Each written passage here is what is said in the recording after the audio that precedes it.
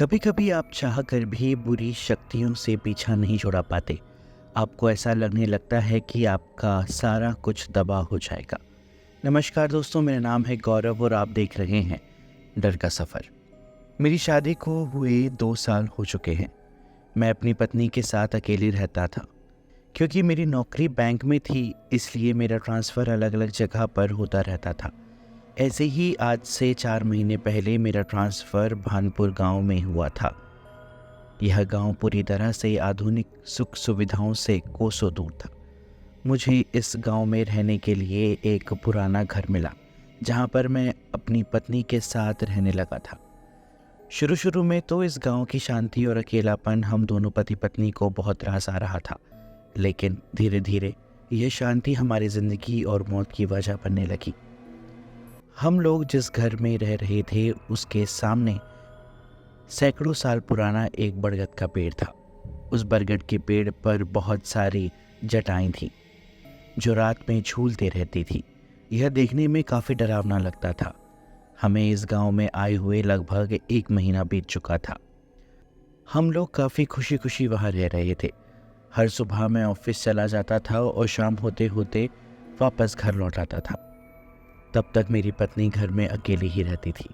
एक रात को जब मैं सोया था, तब अचानक से अपनी पत्नी की चिल्लाने की आवाज़ सुनकर मैं जाग गया। मैंने देखा कि मेरी पत्नी खिड़की के पास खड़ी थी। वह बेहद घबराई हुई नज़र आ रही थी और डर के मारे थर थर काँप रही थी।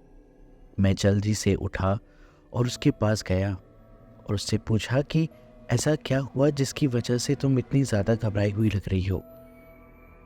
उसके मुंह से एक भी शब्द नहीं निकल रहा था। फिर मैंने उसको थोड़ा पानी पिलाया और धीरे धीरे उसे शांत कराया। जब वह थोड़ी देर के बाद शांत हो गई, तब उसने बताया कि उसने बरगद के पेड़ के पास किसी औरत को देखा है। वह औरत बेहद डरावने अंदाज में अपने बाल खोलकर नाच रही थी, जोर जोर से ठहाके लगा रही थी। पत्नी की यह बात सुनकर जब मैं खिड़की के पास जाकर देखा तो मुझे ऐसा कुछ भी नहीं दिखाई दिया। मैंने अपने पत्नी को बोला कि ज़रूर तुमने कुछ बुरा सपना देखा होगा जिसकी वजह से तुम डर गई हो। चलो अब सो जाओ। उस रात के बाद से अक्सर मेरी पत्नी यह शिकायत करती थी कि मुझे एक औरत सफ़ेद साड़ी में नाचती और ठहाके लगाती हुई नज़र आती है। मुझे कुछ भी समझ में नहीं आ रहा था कि ऐसा क्यों हो रहा है। धीरे धीरे मेरी पत्नी की तबीयत खराब होने लगी। फिर कुछ दिनों के बाद जब मैंने डॉक्टर को दिखाया तो पता चला कि मेरी पत्नी प्रेग्नेंट है। मैं उस दिन काफ़ी ज़्यादा खुश था, लेकिन एक चिंता खाई जा रही थी कि आखिरकार उसकी तबीयत इतनी ज़्यादा ख़राब क्यों हो रही है। एक दिन मैं अपना बैंक में काम कर रहा था, तभी घर से मेरी पत्नी का फ़ोन आया कि उसकी तबीयत काफ़ी ज़्यादा ख़राब हो गई है। मैं फटाफट अपने सारे काम धाम छोड़कर घर की ओर निकल पड़ा। घर जाकर देखा तो मेरी पत्नी एकदम बेसुध पड़ी हुई थी। मैं फटाफट उसको अपनी गाड़ी में बिठाकर और अस्पताल की ओर ले गया। जब अस्पताल में डॉक्टर ने सब कुछ जांच लिया तो उन्होंने बताया कि घबराने की कोई बात नहीं है। उनको 1 से 2 दिन आप यहाँ भर्ती कीजिए, या बिल्कुल ठीक हो जाएंगी। मैं भी डॉक्टर की सलाह को ही उचित माना और अपनी पत्नी को 2-3 दिन के लिए भर्ती करवा दिया। रात को मैं अस्पताल में ही रुक गया। मेरी पत्नी जिस बेड पर भर्ती थी उसी के ठीक बगल में मैं एक कुर्सी लगाकर बैठ गया। रात को मुझे कब आंख लग गई मुझे पता भी नहीं चला। जब मेरी आंख खुली तो मैंने देखा कि मेरी पत्नी बेड पर नहीं थी। रात के लगभग 1 बज रहे थे। मैंने पूरा अस्पताल छाना, मगर मेरी पत्नी कहीं भी नहीं मिली। मैं थक हार कर सोचा कि शायद कहीं वह घर पे तो नहीं चली गई। मैं फटाफट अपने घर की ओर निकल पड़ा, ये सोचते हुए। घर आकर मैंने पूरा घर छान मारा, लेकिन मुझे वहाँ कहीं भी नहीं दिखी। अचानक से मुझे ठहाकों की आवाज़ आने लगी। मैंने खिड़की के पास जाकर देखा तो मेरी पत्नी उसी बरगद के पेड़ के नीचे नाच रही थी और ज़ोर ज़ोर से ठहाके लगा रही थी। यह देखकर मेरे रोंगटे खड़े हो गए।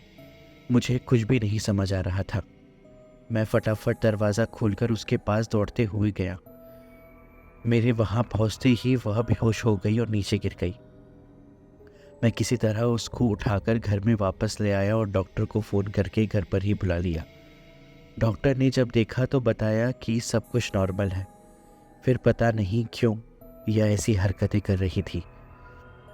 इतने में ही उस गांव के मुखिया भी हमारे घर आ गए। जब उन्होंने मेरी सारी बातें सुनी तो उन्होंने कहा उनको किसी अच्छे तांत्रिक से दिखवाने की ज़रूरत है, क्योंकि यह बरगद का पेड़ सैकड़ों साल पुराना है और इसे हम गांव वाले शापित मानते हैं। तो हो ना हो इसी की वजह से यह सब हो रहा होगा। उस गांव के मुखिया ने ही एक तांत्रिक को बुलाया। उसने घर आकर सब कुछ अच्छे से देखा और फिर वहाँ उस बरगद के पेड़ के पास जाकर अच्छे से मुआयना किया।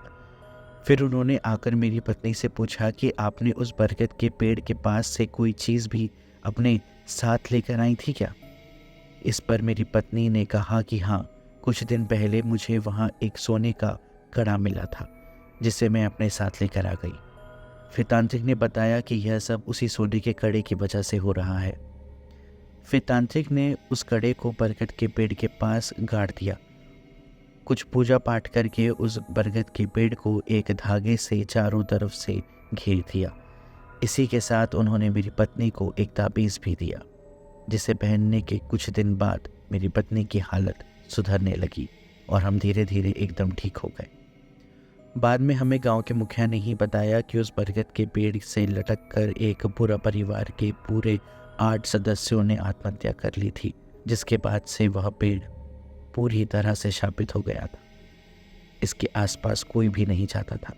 यह सब सुनकर हम लोग काफ़ी डर गए थे, लेकिन खुशी की बात यह थी कि आज तांत्रिक बाबा ने हमें बचा लिया।